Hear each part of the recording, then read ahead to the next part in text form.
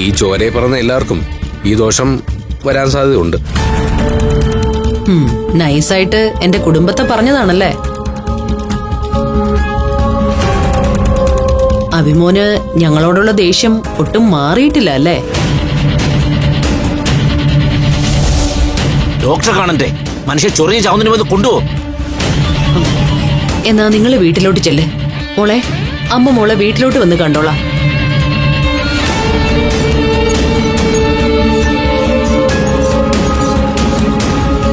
മഹേന്ദ്രൻ എത്ര മോശക്കാരനോ ആയിക്കോട്ടെ, എന്നാലും കലേമയുടെ മുന്നിൽ വെച്ച് ഇങ്ങനൊന്നും കുത്തി പറയണ്ടായിരുന്നു. ഇപ്പൊ ഒരു തർക്കത്തിന് ഞാൻ ഇല്ല. നിങ്ങള് വേഗം വീട്ടിലെത്താൻ നോക്ക്. ടാക്സി ഒന്ന് വെയിറ്റ് ചെയ്യുന്നുണ്ടാവും. ഇറങ്ങ പോവാ.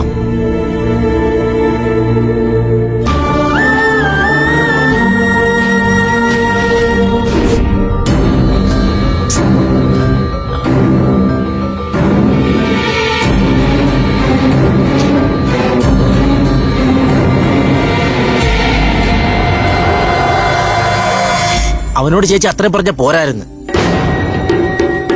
ഇത്തിരി ഇവിടെ കടുപ്പിക്കണമായിരുന്നു. അതെ, തരം കിട്ടുമ്പോഴൊക്കെ നമ്മുടെ കുടുംബത്തെ അവമാനിക്കണം അവന്റെ പണി. ആ പണിക്ക് നമുക്കൊരു തിരിച്ചു പണി കൊടുത്തേ പറ്റൂ. അഭിമന്യു പറഞ്ഞതിലെ മുനയും പരിഹാസവും മനസ്സിലായി എന്നറിയിക്കാനാ ഞാൻ അവനോട് തിരിച്ച് അത്രയെങ്കിലും പറഞ്ഞത്. അവനെ പൊളിച്ചടുക്കി ഭിത്തിയിലൊട്ടിക്കാൻ എനിക്ക് അറിയാൻ പാടില്ലഞ്ഞിട്ടല്ല. പക്ഷേ ഞാൻ അങ്ങനെ ചെയ്ത അമൃത അടക്കമുള്ള മുഴുവൻ പഞ്ചരത്നങ്ങൾക്കും നമ്മളോട് നീരസമാവും. അവരുടെ മനസ്സില് ഒരു കരടായിട്ട് അതങ്ങനെ കിടക്കും. കാരണം അത്രയ്ക്കും വലിയ വലിയേട്ടൻ കളിയല്ലേ അഭിമന്യു പഞ്ചരത്നത്തിൽ കളിച്ചോണ്ടിരിക്കുന്നത്. സത്യത്തിൽ അവനല്ല, ഈ ഞാനാണ് പഞ്ചരത്നത്തിലെ അനിയത്തിക്കുട്ടിമാരുടെ വലിയേട്ടനാവേണ്ടത്. എന്റെ സ്ഥാനമാണ് ആര് തട്ടിയെടുത്തത്. നീ വിഷമിക്കണ്ട. എന്നെയും നിന്നെയും നമ്മുടെ കുടുംബത്തെയും ഇത്ര പരസ്യമായിട്ട് അപമാനിച്ച അഭിമന്യുവിനെ ഞാൻ വെറുതെ വിടാനൊന്നും പോകുന്നില്ല. അവനെതിരെ ഞാനൊരു കളി കളിക്കാൻ പോവാ. അന്ധവിശ്വാസത്തെ വിശ്വാസമാക്കിക്കൊണ്ടൊരു കളി. ആ കളിയില് അഭിമന്യു അമൃതയും തമ്മില് അകലും. ഇതൊക്കെ ചേച്ചി പറയാൻ തുടങ്ങിയിട്ട് എത്ര കാലമായി. പക്ഷെ ഒന്നും അങ്ങോട്ട് നടക്കുന്നില്ലെന്ന് മാത്രം.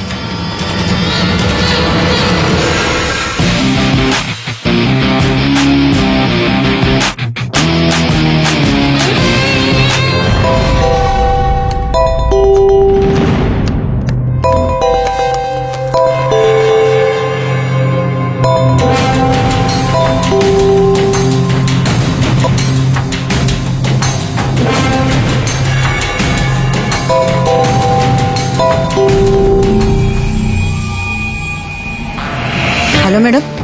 ആ സിസിലി, അഭിമന്യുവിനെ പഞ്ചരത്നത്തിൽ നിന്ന് എങ്ങനെയെങ്കിലും പുറത്താക്കിയേ പറ്റൂ. ഇത് ഞാൻ മാഡത്തിനോട് അങ്ങോട്ട് പറയാനിരിക്കായിരുന്നു. അവൻ കാരണം പുറത്തിറങ്ങാൻ പോലും പറ്റാത്ത അവസ്ഥയാ. ഞാൻ ഇവിടെ കഷ്ടപ്പെടുകയാണ് മാഡം. എന്തായാലും അഭിമന്യു അമൃതയും തമ്മിൽ കല്യാണം കഴിക്കാൻ തീരുമാനിച്ചതിന് ശേഷം പഞ്ചരത്നത്തിൽ നടന്നത് മുഴുവൻ അനർത്ഥങ്ങളാണെന്ന് നീ പറഞ്ഞു പരത്തണം. ആദ്യത്തെ അനർത്ഥം എനിക്ക് എന്നല്ലേ മാഡം ഉണ്ടായത്. ആ കാലമോടം കാരണം എനിക്ക് പുറത്തിറങ്ങി നടക്കാൻ പറ്റാത്ത അവസ്ഥയാ. അതാ ഞാൻ പറഞ്ഞു വരുന്നത്. അവനെ അവിടെ നിന്ന് അകറ്റിയാലേ നിനക്കും എനിക്കും സ്വസ്ഥമായിട്ട് പഞ്ചരത്നത്തിൽ വിലസാൻ പറ്റും. അവനെ ഇവിടുന്ന് തുരത്താൻ വേണ്ടി മാഡത്തിന് എന്ത് സഹായം ചെയ്യാനും ഞാൻ തയ്യാറാ. എന്തു വേണമെന്ന് മാഡം പറഞ്ഞാൽ മാത്രം മതി. ഇനി ഞാൻ പറയുന്ന കാര്യങ്ങള് സിസിലി ശ്രദ്ധിച്ചു കേൾക്കണം. ഓ,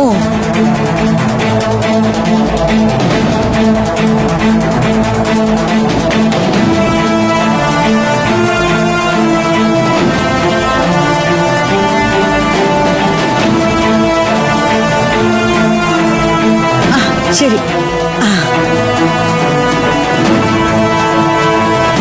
ചേച്ചിയുടെ ഐഡിയ ഉള്ള ഇതൊരു വെറൈറ്റി നമ്പർ.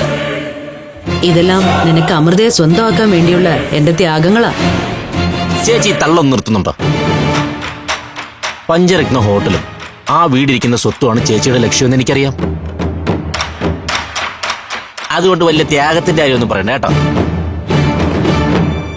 അഭിമന്യുവിനെതിരെ ചേച്ചി പ്ലാൻ ചെയ്ത ഈ നമ്പറിലൂടെ ചീറ്റിപ്പോയാ പിന്നെ ഞാൻ വെറുതെ ഇരിക്കില്ല. അഭിമന്യുവിനെ ഇല്ലാതാക്കാൻ പോലും ഞാൻ ചിലപ്പോൾ ശ്രമിച്ചെന്നിരിക്കും. എനിക്ക് പഞ്ചരത്നത്തിൽ വെച്ച് ഇരുട്ടടി തന്നതുപോലും ഈ അഭിമന്യാണോന്ന് എനിക്ക് നല്ല സംശയമുണ്ട്.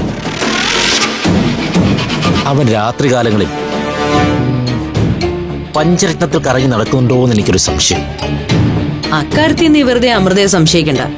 വിവാഹം കഴിയാതെ ഒരു പുരുഷനെ കൊണ്ടും ദേഹത്ത് തൊടാൻ അമൃത സമ്മതിക്കില്ല. തൊട്ടാ ഞാൻ അവനെ തട്ടും. നിന്നെ തല്ലി ബോധം കെടുത്തിയത് ആരാണെന്ന് പോലും അറിയില്ല. വെറുതെ വാചകം അടിക്കാനും ചൊറിയാനും മാത്രം അറിയാം. ഫ്ലവേഴ്സ് ഒരുക്കുന്ന കാഴ്ച വസന്തം യൂട്യൂബിൽ പ്രേക്ഷകർക്ക് ലൈവായി കാണാം. ഫ്ലവേഴ്സ് കോമഡിയിൽ ജോയിൻ ചെയ്യൂ, ആസ്വദിക്കൂ.